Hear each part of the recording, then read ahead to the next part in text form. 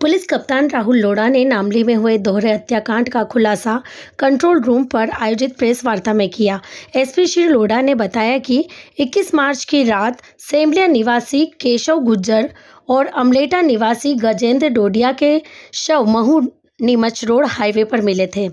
गहन जांच के बाद हत्या का मामला सामने आया। एसपी श्री लोढ़ा ने आगे बताया कि वर्चस्व के चलते बड़ौदिया के सूर्यपाल सिंह, कान्हा जाट, राहुल जाट, ध्रुव जाट, बबलू गुज्जर, सौरव मराठा, राजा राम चौधरी ने अपने 13 अन्य साथियों के साथ मिलकर दोनों की हत्या कर घटना को एक्सीडेंट में बदलने का प्रयास किया था। पुलिस ने उक्त 7 आरोपियों को धर दबोचा है।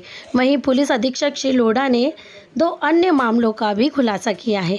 नामली थाना क्षेत्र अंतर्गत एक घटनाक्रम हुआ था जिसके अंदर 2 लाशें जो है वो 4 लेन पे मिली थी और उसको एक्सीडेंट का रूप देने के लिए प्रयास किया गया था। और साथ साथ में बांगलोर में एक क्रेटा जो गाड़ी है उसका भी एक्सीडेंट सामने आया था। दोनों घटनाक्रम को बारीकी से इन्वेस्टिगेशन करने के बाद में पुलिस इस नतीजे में पहुंची है कि दोहरा हत्याकांड का मामला इसके अंदर पंजीबद्ध करके अभी 7 लोगों को हम लोगों ने गिरफ्तार किया है। जो मृतक है केशव गुर्जर और गजेंद्र डोडिया, इन लोगों की आपस में जो रंजिश चल रही थी, कान्हा जाट और सूर्यपाल राजपूत और अन्य लोग जो राहुल जाट और अन्य लोग हैं उनके साथ में, उसी की रंजिश को लेकर ये घटनाक्रम हुआ है। पुलिस ने अभी 7 लोगों को गिरफ्तार किया है और जल्दी बाकी बचे हुए लोगों को भी गिरफ्तार करके कोर्ट में भेजा। सर, हत्या करके एक्सीडेंट का रूप उसको दिया गया था, किस तरीके से पुलिस के लिए चैलेंजिंग था, कैसे आपने उसको ट्रेस किया? हाँ, डेफिनेटली, क्योंकि घटनाक्रम जो है वो आपस में अलग अलग जगह पे काफ़ी दूर भी था।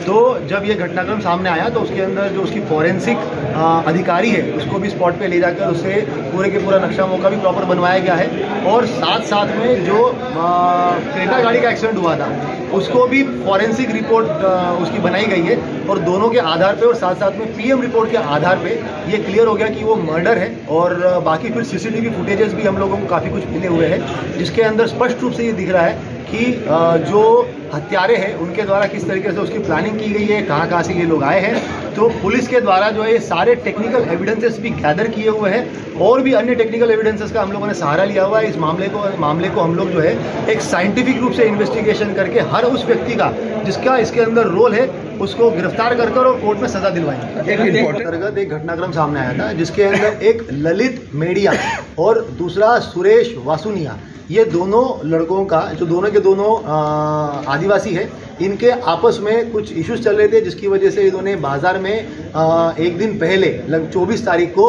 आपस में हाथापाई की, मारपीट कर रहे थे। उसी मारपीट करते वक्त इनका जो पास में एक रौनक गांधी करके व्यक्ति है उसकी दुकान थी, दुकान के सारा सामान जो है वो उनके द्वारा अस्ताव्यस्त कर दिया गया मारपीट के अंदर।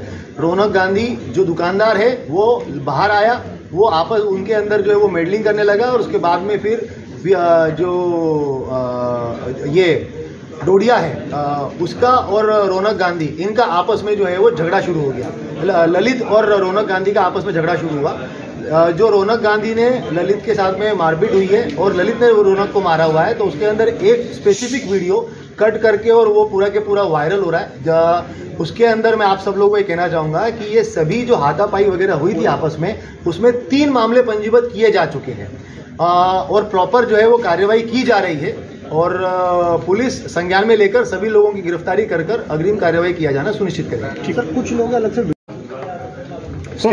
स्टेशन रोड पे 20 मार्च को एक घटनाक्रम हुआ था जिसके अंदर शोएब उर्फ आफ्ताब पिता अंसार अली नाम का व्यक्ति है, उसके द्वारा रिपोर्ट की गई थी कि मुझे चाकू मारा और कुछ अज्ञात व्यक्तियों के द्वारा पूछा कि शोएब कौन है और उसके बाद में उसको जो है वो चाकू मार दिया गया।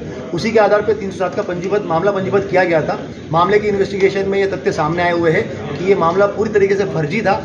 उसके द्वारा जो है वो उसका 10 लाख रुपए का कुछ बबलू खोकर नामक व्यक्ति से लेन देन का चल रहा था। उसी को लेकर वो लास्ट डेट थी, इसीलिए उसने खुद को जो है चोट कारित करके 307 का एक मनगढ़ंत घटनाक्रम गढ़ा और बबलू खोकर नामक व्यक्ति को जो है वो संदेह के रूप में प्रस्तुत करके उसके ऊपर दबाव बनाने का प्रयास कर रहा था। इसमें मामले में खारिजी करने के लिए जो है वो लिखापढ़ी कंप्लीट की जा रही है। मामले में खारिजी कर और जो फरियादी है शोएब और उसके जो साथी है इसके अंदर 3 लोग, उनके ऊपर 327 का मामला पंजीबद्ध करके बाकी 3 लोगों की गिरफ्तारी हो गई है। शोएब का भी मेडिकल का जैसे रिपोर्ट आ जाएगी उसके आधार पर उसकी भी गिरफ्तारी करके उसको जेल में भेज दिया जाएगा।